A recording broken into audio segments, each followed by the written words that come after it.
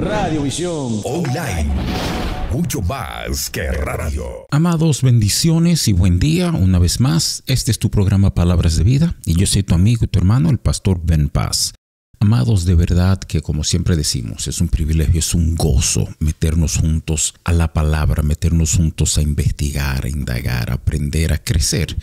Quiero animarte, si me estás escuchando, que comprendamos que nuestro privilegio, nuestra gran razón de ser es conocerle a Él y darle a conocer. Yo creo que uno de los problemas principales que estamos enfrentando hoy día es personas que no lo conocen a Él, que le quieren dar a conocer. Personas que no han conocido la misericordia, la gracia, la sustancia de cómo es nuestro Padre. Y entonces lo representamos incorrectamente ante un mundo, escúcheme bien, que solo nos ve a nosotros, que no puede verlo a Él. Entonces quiero animarle, si tú me estás escuchando, si de alguna forma Dios se las arregló para que usted y yo pasáramos este tiempecito juntos, que te hagas la pregunta, ¿qué hay en mí? ¿Qué hay en mi vida? ¿Qué hay en mi pensamiento? ¿Qué hay en mi caminar con el Señor? Que tiene que ser perfeccionado, que tiene que crecer, que tiene que avanzar, que tiene que desarrollarse de otra manera. Yo con frecuencia pongo este ejemplo. ¿Usted se acuerda cuando usted llegó al Señor? Cuando usted le dio su vida al Señor, que todo era nuevo, todo era fresco. Habían tantas cosas que uno no entendía, pero en su corazón uno tenía la certeza de que se había encontrado con la verdad. Lo conocimos a Él. Y esto fue traduciéndose a nuestra vida, ¿verdad? Paulatinamente. Hay cosas, bueno, y para algunos no fue paulatinamente, para algunos fue inmediatamente. Hay cosas que dejaste de hacer, hay cosas que dejaron de dominar tu vida, ¿verdad? Así como el señorío de Cristo se fue manifestando, así como la vida, la obra de Él se va perfeccionando en nuestras vidas. No es de golpe, amados, esto va pasando paso a paso, esto se va desarrollando en nosotros de una forma paulatina, como dice el viejo texto de Isaías, ¿verdad? Renglón sobre renglón, precepto sobre precepto. O sea, Dios va edificando con nosotros lentamente para así llevarnos hacia donde Él quiere llevarnos. Porque el asunto, y quiero que usted entienda esto, el asunto no es hacerlo porque sí, es que en el proceso usted y yo le veamos a Él más claro, entendamos el corazón de nuestro Padre, el porqué de algunas cosas, de tantas cosas que Dios ha hecho con nosotros. Usted se acuerda cuando usted llegó a conocer al Señor, que usted iba a la iglesia y usted veía a todo el mundo con las manos arriba adorando y que a usted como que le daba vergüenza. Quizás usted levantaba una manito y después la otra y te das cuenta que hoy ya hasta sin pensar, no te cuesta, en cualquier lugar público, en cualquier lugar. Nuestro caminar con el Señor es así. Hay cosas que hoy vemos como un reto grande que mañana nos es fácil, nos es común. Y permítame decirle esto. El diseño no es me lo aprendí y ya estoy cómodo. El diseño es seguir entendiendo que seguimos creciendo en la obra del Señor siempre. Como hay un texto en 1 Corintios 15 donde el apóstol Pablo, versículo 58 dice: así que, amados, estad firmes en el Señor, creciendo siempre en la obra del Señor, creciendo en la obra del Señor siempre. O sea, no dejamos de crecer. No llegamos a conocerlo. David dice, ¿verdad?, que esto le ha pedido, estar en la casa de Jehová para inquirir en su templo. O sea, aún en la eternidad será un proceso de conocer más de Él, de cómo es Él, de su bondad, de su misericordia, de su gracia. O sea, es una invitación aquí en la tierra, escúcheme, es una invitación aquí para modelarlo, para reflejarlo, para expresar bien quién es nuestro Padre. Señores, hay gente que no se acerca a la iglesia, hay gente que no se acerca a Dios porque la imagen de aquellos que tenemos que modelarlo, reflejarlo a Él, no es correcto. Entonces, lo que yo quiero en esta serie que estamos iniciando hoy, que vamos a durar, qué sé yo, algunos 10, 12, 15 sesiones hablando de esto, tiene que ver, ¿verdad?, con lo que Él ha hecho, con lo que Dios ha hecho con nosotros, con su obra completa. Es importante entenderla, porque cuando yo entiendo todo lo que Dios ya ha hecho, no hará, esta serie no se llama lo que Él hará, se llama lo que Él ha hecho. Y es importante porque aquí tú vas a entender el qué y el por qué, lo que Él hizo y la razón detrás del hacerlo de esa manera, ¿verdad? Quiero empezar el versículo que estuve meditando, que siento que el Espíritu hablaba mi corazón como el punto de partida para esta conversación está en Efesios capítulo 1, versículo 3. Y la verdad es que es un texto que al leerlo quizás levanta más preguntas de las que responde, ¿verdad? Oigan como el apóstol Pablo saludando a los hermanos de Éfeso, ¿verdad? De esta congregación, Pablo no es ajena a ella, él, ¿verdad? Fue quien la fundó, pasó tiempo con ellos, ¿verdad? Pero cuando uno lee la introducción a la epístola de los Efesios, la verdad es que se levantan muchas preguntas posiblemente al ver este trato de Dios, ¿verdad? Oigan como Abraham, vamos a quedar versículo 3, pero déjenme, solo por contextualizárselo bien, leerle desde el versículo 1. Dice Pablo, apóstol de Jesucristo por la voluntad de Dios, a los santos y fieles en Cristo Jesús que están en Éfeso. ¿Oyeron? A los santos y fieles. A veces creemos que el asunto es santidad y dejamos la fidelidad a un lado, ¿verdad? Santidad y fidelidad son necesarias para esto. Dice, gracia y paz a vosotros, de Dios nuestro Padre y del Señor Jesucristo. Y en el versículo 3, después de dar la bienvenida, Pablo abre la epístola soltando, señores, esta tremenda verdad espiritual. Dice, bendito sea el Dios y Padre de nuestro Señor Jesucristo, que nos bendijo con toda bendición espiritual en los lugares celestiales en Cristo. ¿Oyeron bien? El apóstol Pablo no empieza escribiéndole a estos hermanos diciendo que el Señor los bendiga o que el Señor los va a bendecir. Pablo dice, nos bendijo con toda bendición espiritual en los lugares celestiales en Cristo. Y ese es el punto de partida para la conversación que tendremos en las próximas semanas, porque la palabra lo expresa claramente. Nos bendijo, ¿dónde? En los lugares celestiales, no en el mundo natural. Y usted va a entender por qué esto es importante en un momentito. Porque quiere decir que del lado espiritual todo está resuelto. La cruz resolvió todo. ¿Me escuchan? La cruz resolvió todo de parte del Padre. Y por eso el apóstol Pablo puede escribir y decir, nos bendijo con toda bendición espiritual. Ahora la pregunta es esta, ¿cómo traducimos esa bendición de lo espiritual a lo natural? ¿Cómo manifestamos, cómo expresamos en nuestros días, en nuestro tiempo, en nuestro momento, en nuestra necesidad, la realidad de lo que ya Dios ha hecho? Y eso es importante entenderlo. Es sumamente importante porque la verdad del asunto es que hay personas que le gusta diferir y le gusta echar pleito con este asunto. Bueno, y tú sabes que eso es espiritual, eso es para cuando no estemos acá. No, amado, espérese.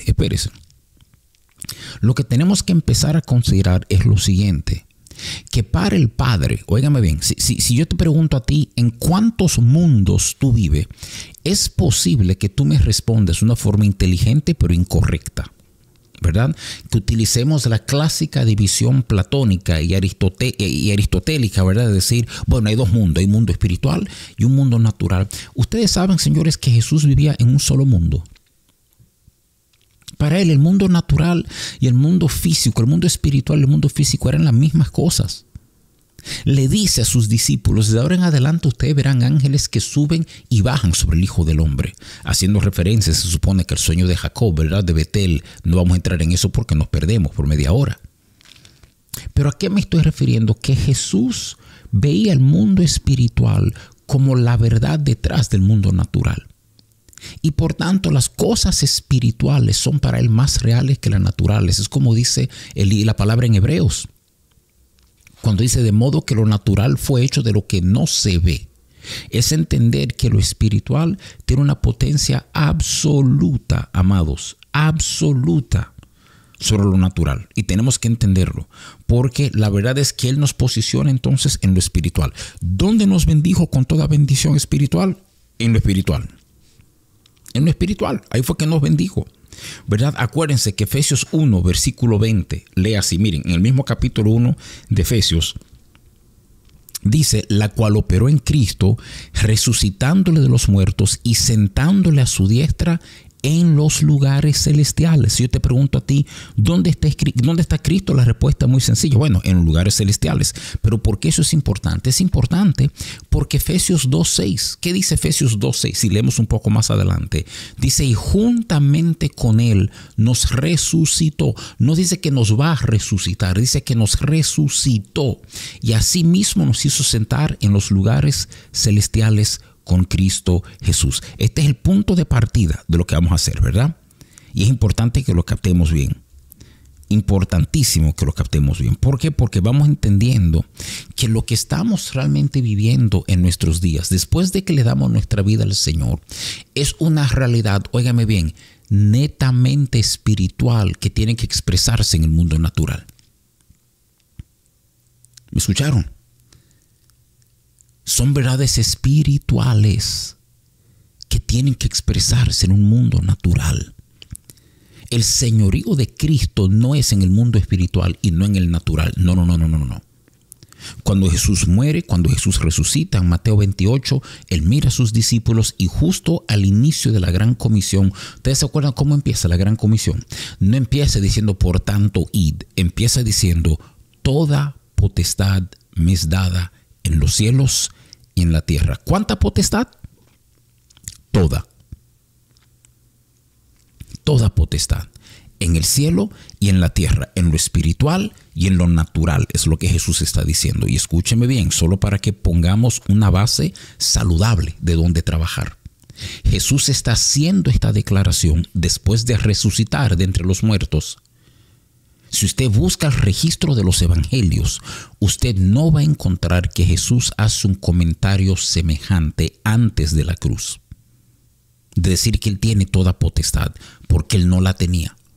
El diablo tenía una potestad, un imperio, dice la palabra en Hebreos capítulo 2, versículo 14, que Él participó de la carne y de la sangre, hablando de Cristo, para destruir por medio de la muerte al que tenía el imperio de la muerte. Esto es el diablo. O sea, el diablo tiene un imperio legítimo, era un gobernante legítimo, una autoridad, un principado, una potestad legítima que después de la cruz perdió legitimidad. Señores, la cruz es más grande de lo que nos imaginamos. Ay de nosotros cuando reducimos la cruz, óigame bien, reducimos la cruz a decir, no, eso fue donde Dios me salvó. No, muchacho, mira, eso es lo primero que hizo la cruz. Pero es tanto más grande. La cruz es el lugar donde todo el propósito del Padre se consuma en la cruz. Por eso dice Jesús, antes de morir en la cruz, dice, consumado es. It is finished en inglés. Todo se ha completado en la cruz, amados. Hay un traspaso de poder y de autoridad. Entonces, cuando el apóstol Pablo escribe a los hermanos en Éfeso y empieza la epístola con esas palabras que ya hemos leído, que te lo leo una vez más, que nos bendijo con toda bendición espiritual en los lugares celestiales en Cristo. Nos bendijo. Ya la bendición de tu provisión, de tu necesidad financiera está cumplida en la cruz. De tu necesidad física de sanidad está cumplida en la cruz. O sea, amados, no conocer lo que ya tenemos, ¿sabe dónde nos posiciona? En el lugar incorrecto. En el lugar incorrecto. Nos posiciona en un lugar que no es el que el Padre intencionó para nosotros. Y esto afecta a nuestra responsabilidad de reflejarlo a Él, de modelarlo a Él, a un mundo que no le puede ver a Él, pero a nosotros nos ve clarito. Escúcheme bien. El mundo no puede ver al Señor, pero a ti te ve clarito. Y lo que tú reflejas o demuestra un Dios que es real o demuestra buenas ideas nuestras, buenos conceptos nuestros. Cómo tú manejas los momentos de crisis, la ansiedad, el temor, las dificultades, le está testificando a todo el que te rodea sobre la realidad de tu Señor, sobre la realidad de su vida en ti, sobre la realidad de su obra en ti, en esencia, sobre la realidad de Él. Entonces, como creyentes, ¿qué necesitamos, amados? Entender, crecer en la certeza de nuestro entendimiento en Él, que Él no me va a bendecir Él me bendijo con toda bendición espiritual. Déjame decir algo que choca a nuestra mente pentecostal, a nuestra mente carismática. Nos gusta el mover del Espíritu y nos gustan estas cosas, amados, y traemos a veces conceptos que no son aplicables y tratamos de aplicarlo bajo este nuevo pacto. Hay que pelear por la bendición. No, amado, perdóneme. Todos esos son conceptos del antiguo pacto. En el nuevo pacto, que es un pacto fundado en mejores promesas, ya la bendición está. El asunto ahora es yo fajarme, yo hacer el esfuerzo, yo saber dominarme, disciplinarme, vivir bajo el Espíritu en un dominio propio para la manifestación de lo que ya Él hizo por mí en la cruz, no lo que Él va a hacer. Y nuestra mente se confunde. Miren, déjenme tomar un tiempecito para hablarles a ustedes. Y son temas que quizás algunos saben, quizás otros no, pero creo que ya que estamos metiéndonos en esto, es importante pasar todo por la misma rayita, ¿verdad? Que todos vivamos la misma experiencia. Es importante cuando leemos la palabra prestar atención. Parte del estudio bíblico inductivo, ¿verdad? De un estudio bíblico sólido, con buena hermenéutica, aplicando los principios correctos, ¿verdad? Observamos, interpretamos, aplicamos. En ese proceso de observación hay cosas que se nos van. Miren, déjenme poner un ejemplo que está ligado a esta verdad de Efesios 1:3. Si usted me acompaña en su Biblia, a Isaías capítulo 53, versículo 5. Preste atención. Sabemos que es la palabra de Dios, pero usted se va a dar cuenta que aquí pasa exactamente lo mismo que en Efesios 1, versículo 3, ¿verdad? Sabemos que Isaías está profetizando sobre Jesús, está profetizando sobre el Mesías, está profetizando sobre su muerte, su entrega. Y de hecho, si somos honestos, nos está profetizando todo lo que la vida de Él lograría, el sufrimiento de Él, lo que ganaría para nosotros, para los santos, ¿verdad? Y cuando llegamos, te quiero caer al versículo 5. Pero vamos del versículo 3 para que usted vea bien todo el contexto y entienda lo que Isaías está escribiendo, ¿verdad?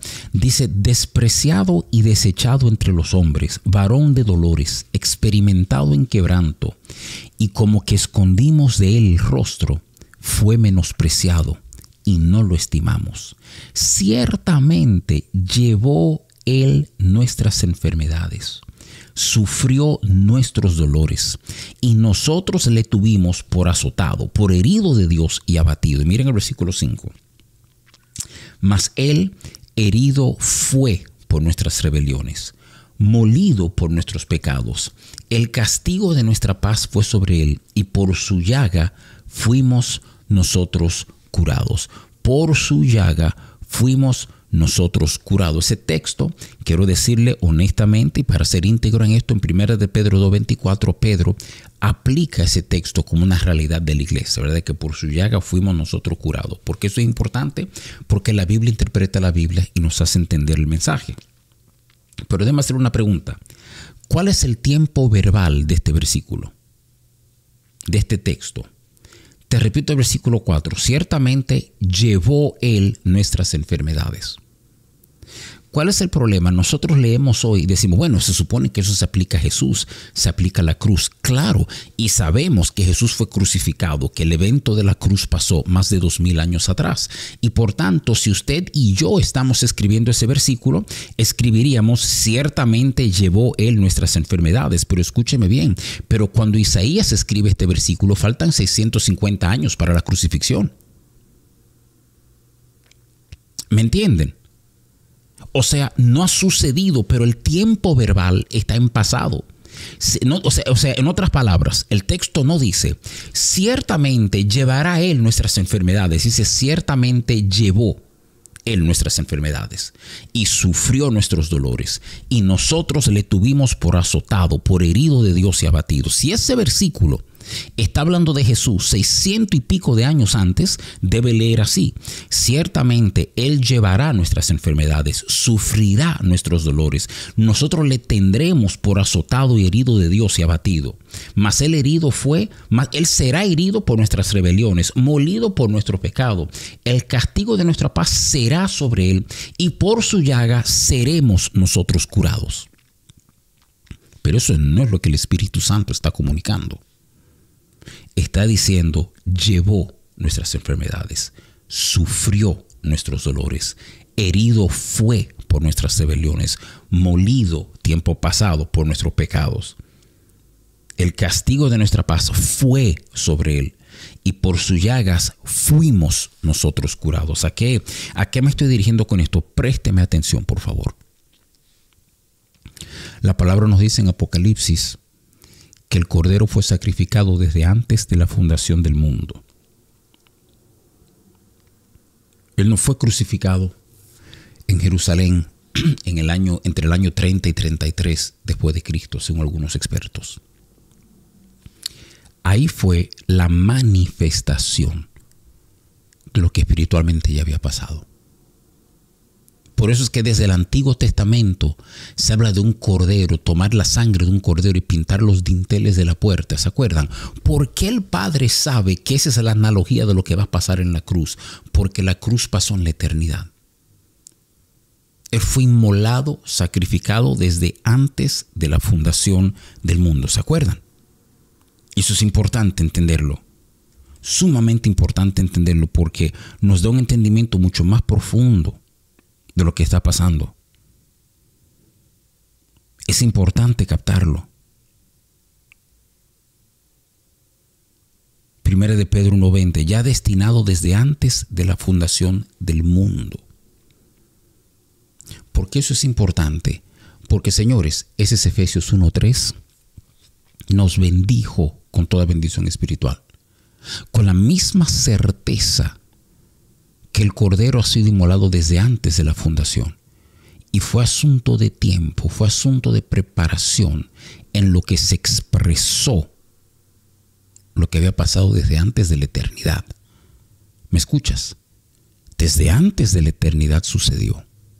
Y se expresó en Jerusalén, se expresó en el Gólgota. Algunos dicen sobre el Gólgota, no, él fue crucificado delante del Gólgota.